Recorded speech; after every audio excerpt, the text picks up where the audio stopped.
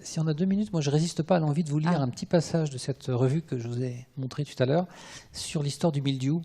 C'est quelque chose. Alors ça répond un peu à la question que vous posiez tout à l'heure à Myriam sur l'impact de pathogènes sur le végétal. Donc vous allez nous parler de la pomme de terre. De la pomme de terre, mais très rapidement, vous allez voir.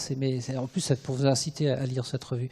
Le premier symptôme de la maladie se manifesta sous la forme d'une petite tache brune sur la feuille. Ces taches augmentèrent graduellement en nombre et en dimension. En moins d'une semaine, tout fut consommé. Les champs prirent une teinte noire comme si le feu y eût passé. Nous sommes à l'automne 1945.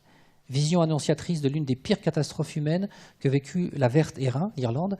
Avec 1 million de morts, elle va payer le plus lourd tribut d'une vaste crise agroclimatique qui ébranla l'Europe et fit le lit des révolutions ultérieures. La survie de l'Irlande de 1845 ne dépend alors que d'une seule culture, la pomme de terre. La moitié de la population se nourrit essentiellement du tubercule.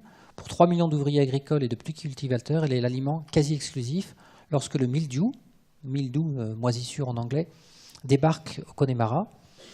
L'été 1845, particulièrement humide, et là on est et froid, donc l'impact climatique, stimule le développement du champignon responsable qui est Phytophthora infestans.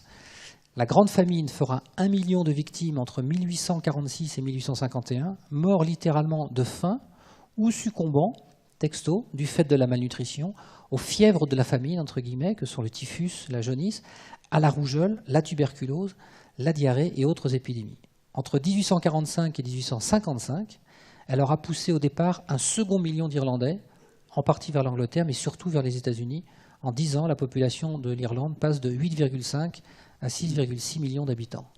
C'est, je trouve, assez parlant sur les interactions entre climat, pathogènes. Et vous aussi, vous m'avez parlé du mildiou et de la pomme de terre. Oui, je vous en avais Myriam parlé. Valero. En fait, c'est d'autant plus. Je pense que l'effet était d'autant plus important que c'est une espèce qui était importée des États-Unis et que la culture était essentiellement clonale.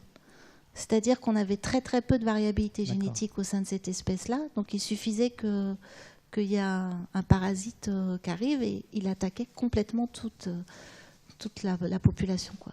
Donc comme c'est des tubercules, ça se replantait comme ça. Et donc c'est ce qui se passe quand on a très très peu de base génétique, quoi. Ce qui nous protège, c'est une riche biodiversité. Oui, oui, oui, ça, c'est, on peut le dire, oui. Oui. Vous aussi, vous le dites. Oui, je pense. Oui, ça, franchement.